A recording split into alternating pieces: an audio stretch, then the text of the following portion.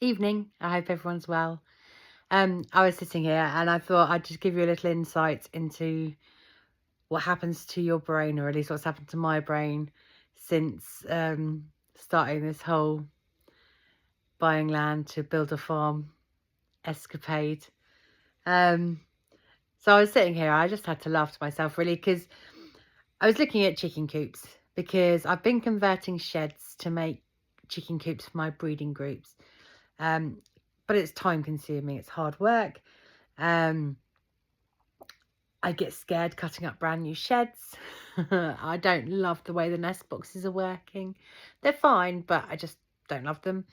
And I've got two of those sheds built, and then I've got my old chicken coop, which is like a Flight So Fancy. So not posh, but not posh. And it's just nicer for the birds. It's just nicer for the birds. So then I'm thinking, okay, well, I'm trying to save money, but is it in the bird's best interest? So then I go down the rabbit hole of searching chicken coops and seeing what I could possibly afford. Because just for the birds I have now, ideally to have them in breeding groups, I'd like to set up breeding groups with 4 hens and 1 cockerel to each group. I'm not a massive fan of trios. I think it's asking a lot of the girls.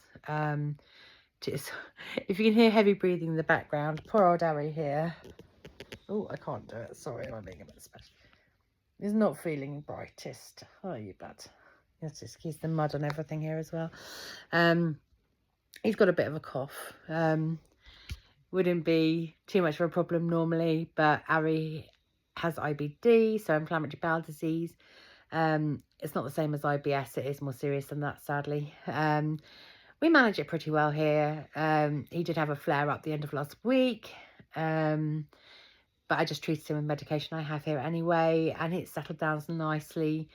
But he was sick quite a lot on Saturday morning. And unfortunately, what Harry has a tendency of doing, because he doesn't only have IBD, he's also got reflux or GORD, and he's also got a sliding hiatus hernia, so all the digestive things you can think of.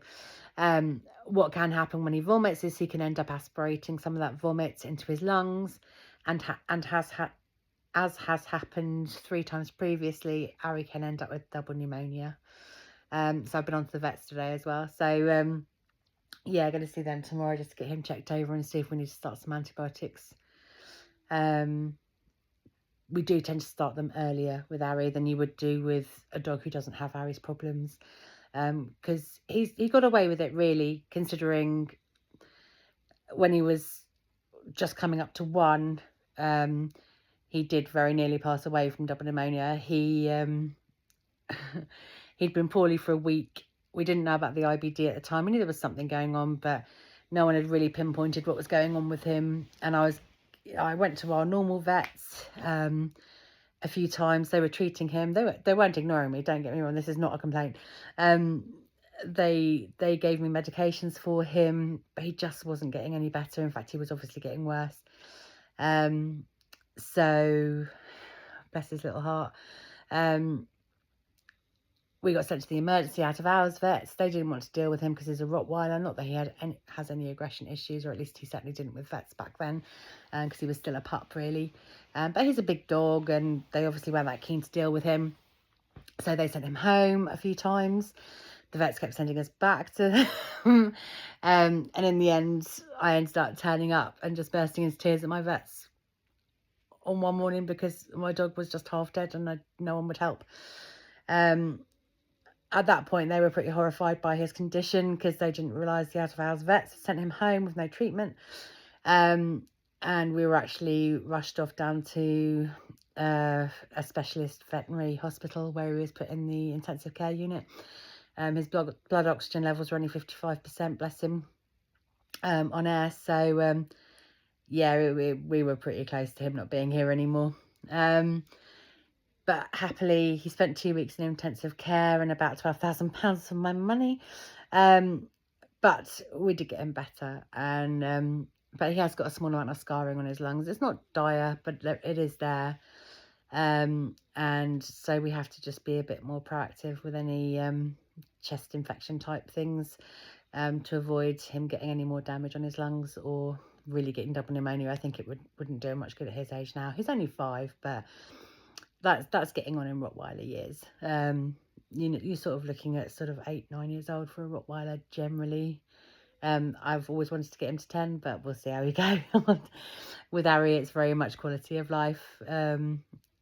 Although I hope he'll be with me for a good another 3 years yet. We'll see how we get on. Welcome to my brain. So what were we actually talking about? Oh yeah, chicken coops. So I was looking for chicken coops and trying to work out costings wise what I could afford, or potentially afford, or at least work out how to afford. I think would probably be more appropriate. And so I looked at various different coops. I've looked at cheaper wooden models, which I don't love. I really would prefer a raised coop, just as much as anything, because it gives a bit of shelter for the birds to stand under. If it's raining, or if it's hot, or if it's windy, or whatever, it just gives them a little bit of covering. And it gives you extra space in your run if the coop's raised up. And space is always a premium in a run. So, yes, I was doing that. And I found, I think I found the coops I want. I'll reveal it all when I know. I'm just working on a deal with the company at the moment, to see if I can get some for ordering sort of like a job lot. But from there, I ended up looking for egg boxes, because I'm going to need some egg boxes. Then I started looking at the printers, the stamps you can get for your eggs, because obviously I'll need to date my eggs with a best before date. So then I found them, and then I was looking for stickers to go onto egg boxes. Then I was looking at chicken runs, because I need some more runs if I'm going to have more nest boxes, more chicken coops. So I've been doing a deep dive on that. Then I went back to polystyrene egg holders, because I need polystyrene egg containers so that I can ship out hatching eggs when I've got them, because I've got these breeding groups now coming. Yeah, and then I started looking at quail's eggs and quails, and how to keep quails, because I'm thinking about maybe adding some quails into the mix. And then I needed to look back at how I'm going to build the runs, because building these runs is soul destroying. I've built 3 of them so far, and I on average use 2,500 cable ties per chicken run, and it takes me about 16 hours per run to put them together. And I've got 11 more to build. So I don't have 22 days free, and I don't have any more hands than the 2 I've got. So I'm destroying them with cable ties. So I was trying to solve that problem. And so now I've bought a hog ring. I don't know what you call them. Hog ring pliers, maybe? I'm going to see if I can possibly attach them with hog rings, because that would be so much faster, and it's still not, it really doesn't work out much more expensive once you've bought the hog ring pliers, which are about 40 quid, so they're not huge in the scheme of what I'm spending here. Then if that works, that will be that'll save me about 12 days of my life.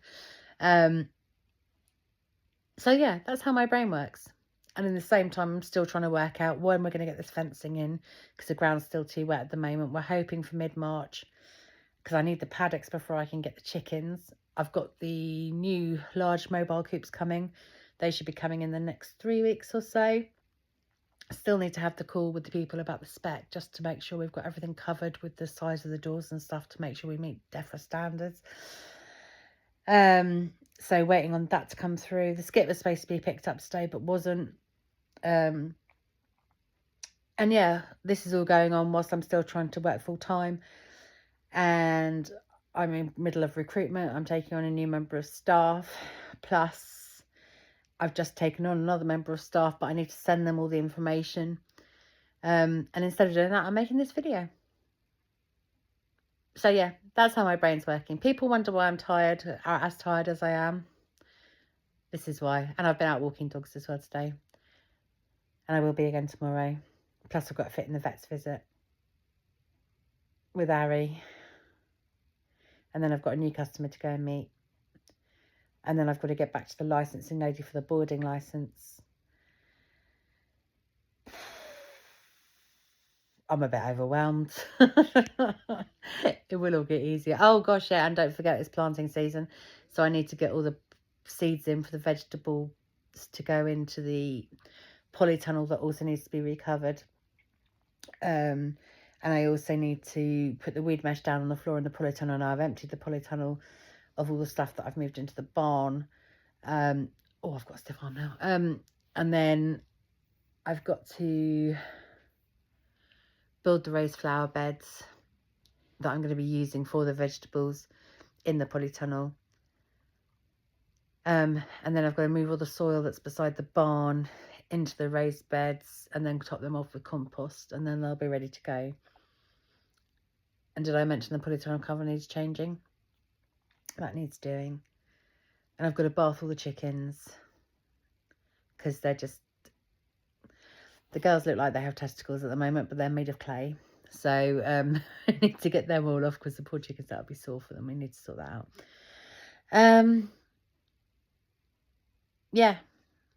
So if I walk past you and I don't recognise you if I know you, sorry.